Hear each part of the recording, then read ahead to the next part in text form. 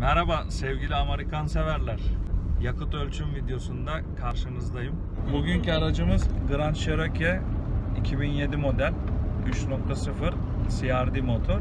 Ölçümlerimi tamamladım. Bir önceki aracın yakıt videosundan aldığım çok iyi olumlu tepkiler sonucunda bu araçla da ilgili bir yakıt videosu çekmek istedim. Bilgileri de sizinle paylaşmak istiyorum.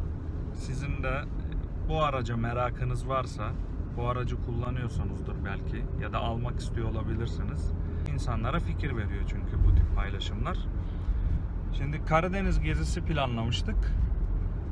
Karadeniz gezimize Denizli'den yola çıkıp Kastamonu'da ilk durağımızı başlattık. Bütün sahil şeridindeki, Karadeniz'deki bütün illerin yaylaları dahil tüm görülmesi gereken yerleri 2 hafta boyunca hepsini gezdik. Artvin'den Erzurum'a indik. Erzincan, Tokat, Ankara, ondan sonra da Denizli'ye geldik. Tüm bu yaptığımız gezilerin detaylı videolarını kanalımdan izleyebilirsiniz. Ulaşım nasıldı, nereleri gördük, neler hissettik, nerelerde kaldık, aracımızı nerelerde sürdük, hangi yollara girdik çıktık hepsini detaylı tek tek paylaşacağım.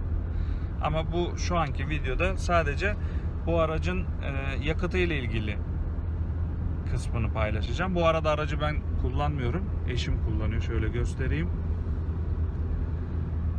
Sonra demeyin hem video çekiyor hem araç sürüyor diye. Şimdi ölçümü nasıl yaptığımıza geleyim. Denizli'den çıkarken depomuzu ekranda izlediğiniz üzere taşana kadar doldurduk. Sloganımız bu. Depolar taşana kadar dolacak. Depomuzu taşana kadar doldurduk. Kilometremizi de sıfırladık.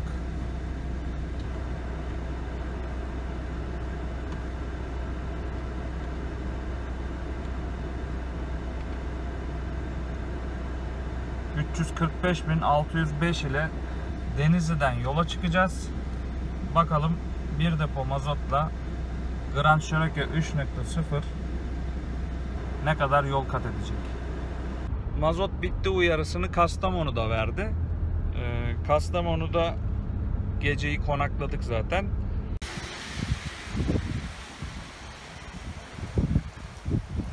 Evet, gördüğünüz üzere arkadaşlar gene taşana kadar dolduruyoruz. Kastamonu'nun merkezine vardık.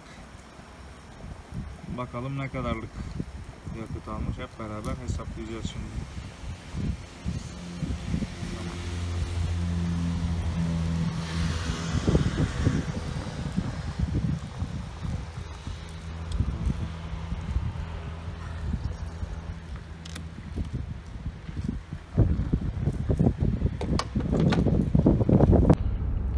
Ne kadar yapmış? 744 kilometre yol kat etmişiz.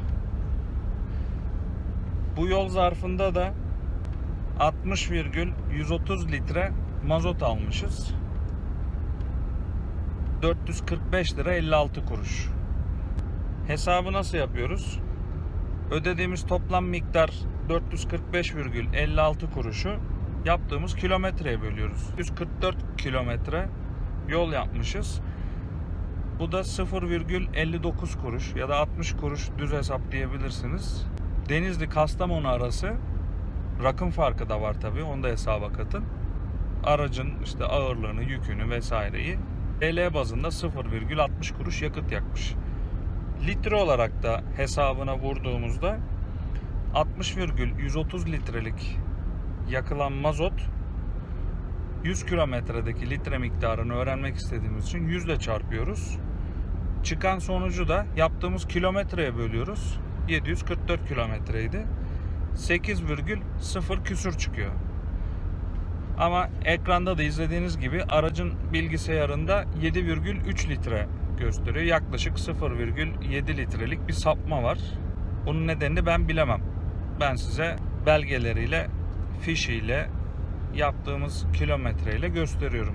Daha sonrasında toplam yaptığımız uzun yoldaki miktarı da paylaşayım sizinle. Denizli'den çıktığımız yola tekrar Denizli'ye döndüğümüzde 4593 kilometre yol yapmışız. Bu yolun toplam aldığımız mazot Hepsini ekranda, fişlerini şu anda izliyorsunuz. Nerede bittiyse orada aldık. Genelde hepsini aynı firmadan aldık. Daha temiz ve güvenli olduğunu düşündüğümüz için. 3216 lira 40 kuruşluk toplam mazot almışız. Toplam yaptığımız kilometre 4593. Toplam aldığımız mazotun da litresi 316 litre 90 mililitre. Bu 4593 kilometrede bu araç ne kadar, kaç lira yakmış sorusunun cevabını şu şekilde yapıyoruz.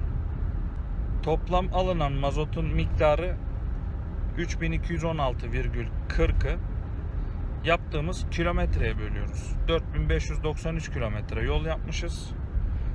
Böldüğümüzde çıkan sonuç 0,70 kuruş.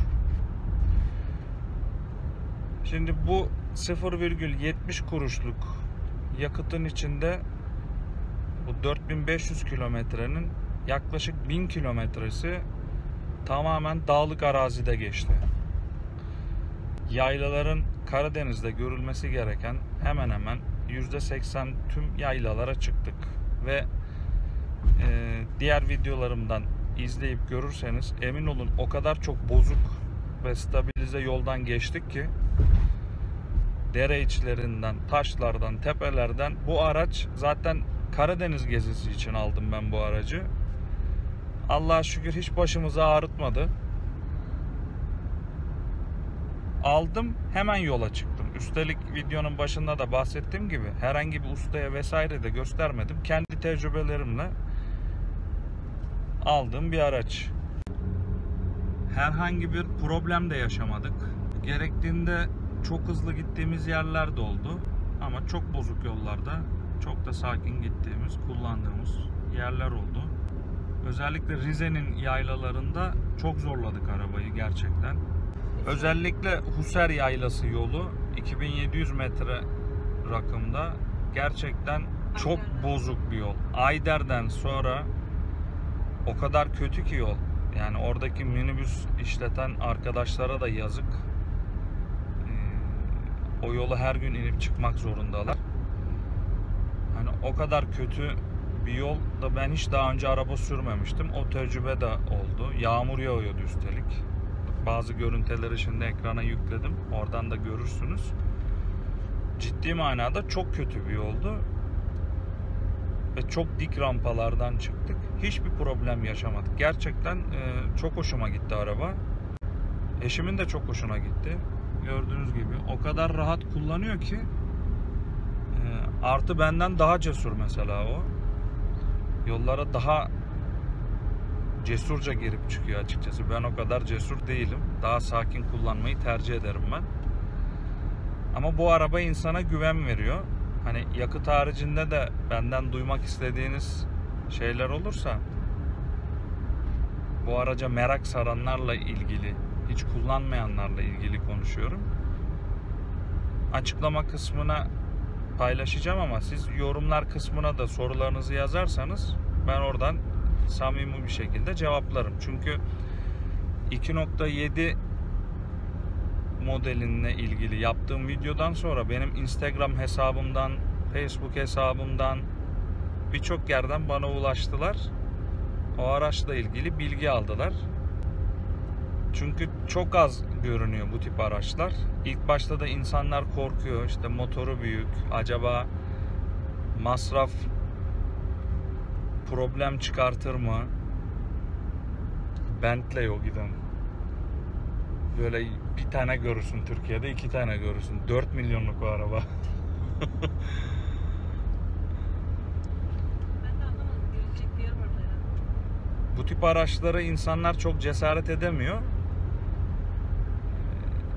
Ama ben bir öncekini kullandıktan sonra, tecrübe ettikten sonra